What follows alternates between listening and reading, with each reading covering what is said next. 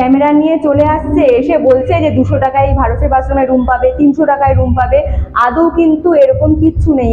লাইটের দাদা লাইট নেই, লাইট নেই তো লাইট নেই তো এখন সিঁড়ি দিয়ে যাওয়াটা সমস্যা হয়ে যাবে না? বা কিছু তো দেখাই যাচ্ছে না। বলছি ওখানে একটা লাইটের ব্যবস্থা করা দরকার না? গেস্টরা যেহেতু আসে, একটু চিন্তা হচ্ছে যে কি করব।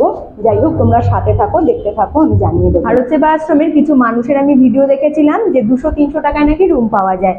একদমই না। ভারত সেবা আশ্রমের 400 টাকার একটি রুম রয়েছে, সেই রুমটি কিন্তু ভারত সেবা আশ্রমের যে মেন মন্দির প্রাঙ্গণ রয়েছে সেখানে কিন্তু রুম দেবে না। এখানে একটাই সমস্যা যেটা আমার মনে হচ্ছে, জানলার ব্যবস্থাটা ঠিক করা নেই। মানে রুমগুলো প্রচন্ড গরম, ভাবসা একটা গরম।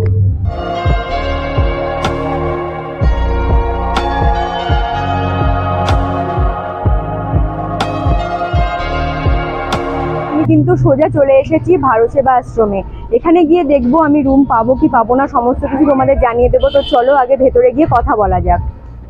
ভারত সেবা আশ্রমের ভেতরে আমি তো প্রবেশ করেছি, আর এখানে প্রণমানন্দ মহারাজের আমি মূর্তিও দেখেছি। তো আমি সবকিছু এখানে যা যা আছে ঘুরিয়ে দেখাবো। তার আগে আমি আগে রুমটা বুক করব। আর আমি এর আগে দেখেছি যে সকালবেলার দিকে এসে অনেকে রুম বুক করে, তবে আমি কিন্তু ফার্স্ট টাইম ভারত সেবা আশ্রমে এসে এই সন্ধ্যেবেলা রুম বুক করব। তো চলো দেখি আগে রুমটা বুক করা যাচ্ছে কিনা, কটা থেকে সন্ধ্যেবেলা রুম বুক করা হয়, সমস্ত কিছু জানবো, অবশ্যই তোমাদেরকে শেয়ার করে দেবো। চলো আর লেট না করে যাওয়া যাক অফিস রুমের দিকে।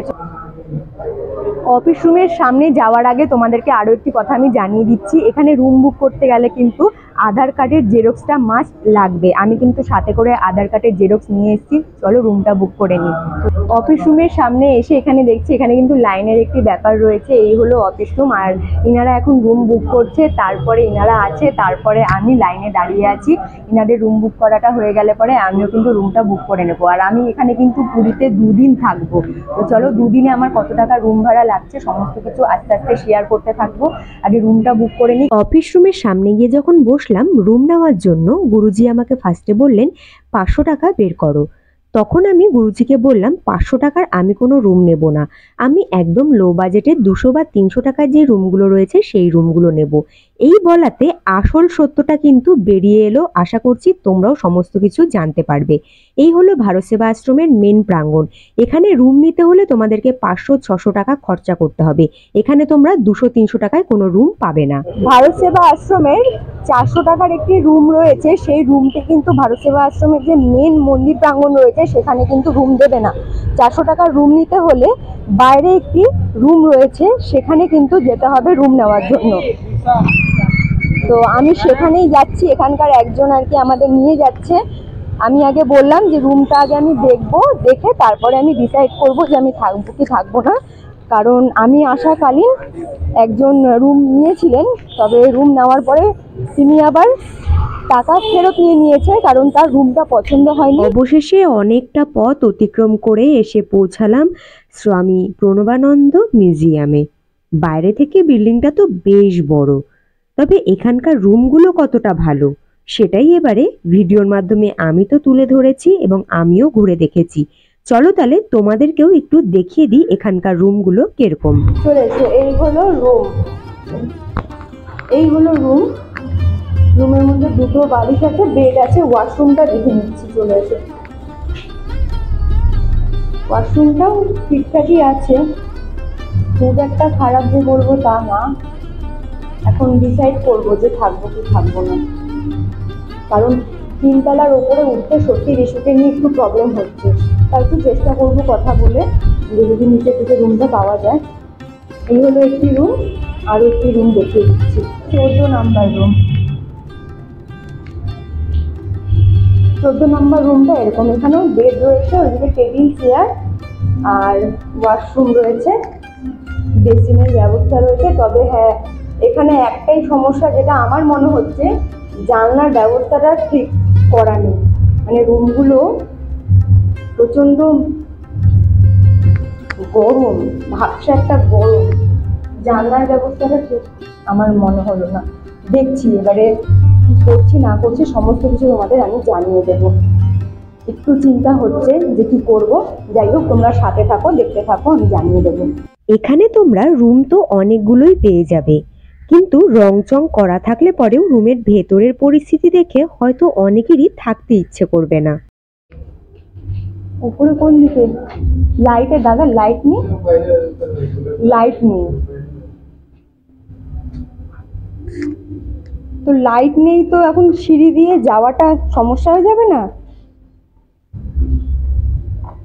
আবার কিছু তো দেখাই যাচ্ছে না। বলছি ওখানে একটা লাইটের ব্যবস্থা করা দরকার না, গেস্টরা যেহেতু আসে, তো যদি আসে কেউ তারা কেউ অন্ধকারেই যায়, তাদের নিজস্ব মোবাইলে আলো জ্বালিয়ে যেতে হবে, আর কোনো উপায় নেই। ভারতসেবা আশ্রমের ওপরে বিশ্বাস করে এখানে এসেছিলাম, বাট এখানে এসে রুমটা দেখে সত্যি কথা বলতে আমার নিজের মনে হচ্ছে না যে থাকি। তবে সৌরভের সাথে কথাবার্তা করে ডিসিশনটা নিই যে থাকবো কি থাকবো না। যদি থাকি অবশ্যই তোমাদেরকে জানিয়ে দেবো। ভারতসেবা আশ্রমের আরও একটি আবাসন রয়েছে গেস্টদের থাকার জন্য, সেখানে কিন্তু এসছি। আর এখানে আসলে পরে তোমরা 400 টাকায় রুম পাবে। মেন যে ভারতসেবা আশ্রমের প্রাঙ্গণ রয়েছে সেখানে কিন্তু তোমরা 400 টাকার কোনো রুম পাবে না। আর যারা এইসব জিনিসগুলো করছো তাদেরকে আমি রিকোয়েস্ট করব তোমরা প্লিজ করো না, কারণ গুরুজি কিন্তু ভীষণভাবে দুঃখ প্রকাশ করেছে যে এখানে কিন্তু অনেকেই আসে ক্যামেরা নিয়ে চলে আসছে, এসে বলছে যে 200 টাকায় ভারতসেবা আশ্রমে রুম পাবে, 300 টাকায় রুম পাবে। আদৌ কিন্তু এরকম কিচ্ছু নেই, এখানে 200 300 কোনো রকমের কিন্তু রুম পাওয়া যায় না। তো যাদের এইসব ভিডিও দেখে আসছো তারা একটু প্রিপেয়ার্ড হয়ে আসবে। এখানে কিন্তু 200 300 টাকায় তোমরা কোনো রুম পাবে না।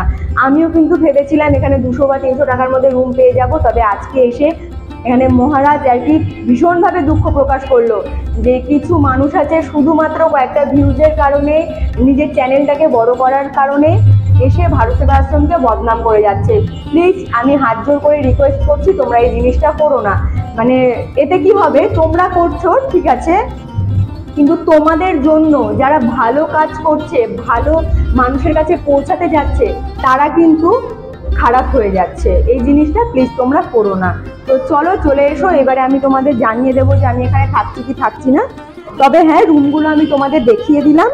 যদি তোমাদের রুমগুলো পছন্দ হয় তাহলে তোমরা এখানে এসো, নয়তো তোমরা কিন্তু পরে এসে বলবে না যে রুমগুলো আমাদের পছন্দ হয়নি, ওয়াশরুমগুলো ক্লিন না।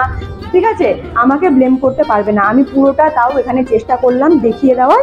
তোমরা এখানে সব কিছু দেখে নিলে। লাইটের ব্যবস্থা অনেক কয়েকটা জায়গাতেই নেই তো, আর তাছাড়া কিন্তু মোটামুটি প্রচুর ঘর রয়েছে, তোমরা এসে দেখে রুম নিয়ে নিতে পারো। ভারতসেবা আশ্রম থেকে আমি কিন্তু বেরিয়ে আসলাম, কারণ এখানে যে আমি রুমগুলো দেখলাম আমার জন্য কোনো প্রবলেম হতো না, তবে রিশুকে নিয়ে সেই জায়গাটা থাকা সত্যিই খুব কষ্টকর হয়ে উঠতো, কারণ রুমগুলো এতটা ঘুরছি আর আলোর মানে পরিষেবাটা একটু খারাপ লাগলো আমার। তাই আমি এখান থেকে বেরিয়ে গেলাম। এবারে দেখবো অন্য কোথাও যদি রুম পাই, সেখানে আমি অবশ্যই তোমাদের জানিয়ে দেবো কোথায় রুমটা নিচ্ছি। চলে এসো। তাই এবারে কাঁধে ব্যাগটা নিয়ে স্বর্গদুয়ারের সামনে দিক দিয়ে রওনা দিলাম আজকে রাতের ঠিকানার খোঁজের জন্য।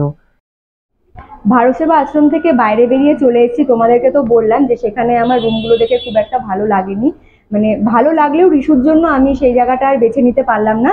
এখন আমি আছি পুরুষোত্তম গৌড়িয়া মঠে। এখানে এসে আমি রুম একটা দেখছি, রুমটা তোমাদেরকেও দেখিয়ে দেবো রুমটা কিরকম। আমি এখানেই থাকার আজকে চেষ্টা করব। তারপরে এখানে একটু গুরুজি রয়েছে, গুরুজির সাথে একটু কথা বলে দেবো। এখানকার যে রুম রেটগুলো চলছে একটু যদি আপনি বলে দিন। আমাদের এখন তো ওই 600 টাকার মধ্যে, 600 টাকার মধ্যে, 550 550 600 টাকার মধ্যে এখানে তোমরা রুম পেয়ে যাবে। তবে জায়গাটি কিন্তু বেশ ভালো, আমার ভালো লাগলো দেখে আমি এখানে এসে কথা বললাম। চলো রুমটা গিয়ে দেখে নিই, চলে এসো। তোমাদেরকে আরো একটি কথা জানিয়ে দিচ্ছি, পুরীতে ঘুরতে গিয়ে যে কোনো আশ্রমই বলো বা হোটেলই বলো, সেখানে তোমরা 300-400 টাকায় কোনো রুমই পাবে না। প্রত্যেকটি জায়গাতেই কিন্তু তোমাদের রুম ভাড়া প্রায় 500 টাকা থেকেই পড়বে। তবে এই জায়গাতে তোমরা থাকতে পারো, আশা করছি জায়গাটি তোমাদেরও ভালো লাগবে। এই হলো রুম, চলে এসো। রুমটা কিন্তু ক্লিন আছে, পরিষ্কার পরিচ্ছন্ন, খারাপ না। আর রুমের মধ্যে বেড রয়েছে, এখানে ড্রেসিং টেবিলের একটা ব্যবস্থা করা রয়েছে, ব্যাগপত্র এখানে তোমরা রাখতে পারবে, টি টেবিল চেয়ার সমস্ত কিছু আছে, আমি তোমাদেরকে দেখিয়ে দেবো। আর এটা হলো ওয়াশরুম, ওয়াশরুমটাও তোমাদেরকে দেখিয়ে দিচ্ছি। ওয়াশরুমটাও দেখো পুরো পরিষ্কার পরিচ্ছন্ন কিন্তু রয়েছে, তোমরা দেখে নাও। এবারে তোমরা ডিসাইড করতে পারো যে তোমরা কোথায় থাকবে। তোমরা যদি ভারত সেবা আশ্রমে থাকতে চাও তোমরা সেখানেও থাকতে পারো, নয়তোবা তোমরা এই পুরুষোত্তম গৌরিয়া মঠ এই জায়গাটি আমি তোমাদের কাছে তুলে ধরলাম, তোমরা চাইলে এখানেও থাকতে পারো। রুমগুলো দেখে তোমরা বুঝতেই পারছো পুরো পরিষ্কার। তো এবারে আমি গিয়ে কথা বলবো রিসেপশনে গিয়ে, এখানে আমি আজকে রাতটা স্টে করব। এবারে আসি মেন বক্তব্যে। ভারত সেবা আশ্রম, ভারত সেবা আশ্রমের কিছু মানুষের আমি ভিডিও দেখেছিলাম যে 200-300 টাকায় নাকি রুম পাওয়া যায়। একদমই না, এখানে এসে আমি জানতে পারলাম 200-300 টাকায় কোনো রুম পাওয়া যায় না। 400 টাকা থেকে শুরু একটি রুম পাওয়া যায়। সেই রুমটিও কিন্তু তোমরা ভারত সেবা আশ্রমের মেন প্রাঙ্গণে পাবে না, সেটা কিন্তু ভারত সেবা আশ্রম থেকে বাইরে বেরিয়ে কিছুটা দূর যেতে হবে। তারপর সেখানে একটি আবাসন রয়েছে, সেখানে তোমরা রুম পাবে, সেখানে 400 টাকা করে রুম পাবে। রুমগুলো কিরকম, রুমের মধ্যে যা যা রয়েছে, ওয়াশরুমটা কিরকম, সমস্ত কিছু আমি তো ভিডিওর মাধ্যমে তোমাদের কাছে তুলে ধরেছি। যদি তোমাদের ভালো লাগে তোমরা কিন্তু থাকতে পারো। আরও একটি মেইন বিষয়ে আমি আসছি, যে ভারত সেবা আশ্রমে নাকি অনলাইন বুকিং হয়। অনেকে কিন্তু এই জিনিসটি করেছো, এইসব ফাঁদে কিন্তু একদম পড়বে না। যারা করছে তারা কিন্তু একদম ভুল কাজ করছে। ভারত সেবা আশ্রমে কোনো রকম অনলাইন বুকিং হয় না। তোমরা যখন আসবে ট্রেন থেকে নেমে ডাইরেক্ট এসে রুম বুক করে থাকতে পারো, যদি তোমাদের রুমগুলো ভালো লাগে। আরও একটি কথা জানিয়ে দিচ্ছি, ভারত সেবা আশ্রমের মেন প্রাঙ্গণে যদি তোমরা থাকো তাহলে কিন্তু তোমাদের 500, 600, 700 এরকমের মধ্যে তোমরা রুম পেয়ে যাবে। আর আজকের ভিডিওটি তোমাদের কেমন লাগলো তোমরা কিন্তু অবশ্যই আমাকে কমেন্ট করে জানাতে পারো। আশা করছি এই ভিডিওটি জেনে তোমাদের ভীষণ হেল্পফুল হবে, যে ভারত সেবা আশ্রমে যারা ভাবছো 200-300 টাকায় রুম পাবো সেই আনন্দে চলে এসছো, এসে আমার মতো ফেসে গেছো, তারা এই ভুলটা আশা করছি আর করবে না। আর এই ভিডিওটি আমি বলবো তোমাদেরকে, তোমরা কিন্তু ভীষণভাবে খুব বেশি মানুষের কাছে শেয়ার করো, যাতে এই ভিডিওটি প্রচুর মানুষের কাছে গিয়ে পৌঁছায়, তারাও যাতে এই ভুল জিনিসগুলোকে জানতে পারে যে ভারত সেবা আশ্রমে কী কী নিয়ম রয়েছে। আর যদি ভিডিওটি ভালো লাগে কমেন্ট করে জানাতে পারো। আর নতুন বন্ধুদের বলছি, তোমরা ভিডিওটি দেখছো এখনো পর্যন্ত চ্যানেলটি সাবস্ক্রাইব করোনি, তারা কিন্তু মনে করে ওম ট্রাভেল ব্লগ সাবস্ক্রাইব করে নিও। যারা সাবস্ক্রাইব করেছো তাদের তো অসংখ্য ধন্যবাদ, তারা এইভাবে আমাকে সাপোর্ট করো, আমার পাশে থেকো। আজকের মতো টাটা, দেখা হচ্ছে নেক্সট ভিডিওতে। তোমরা ভালো থেকো, সুস্থ থেকো।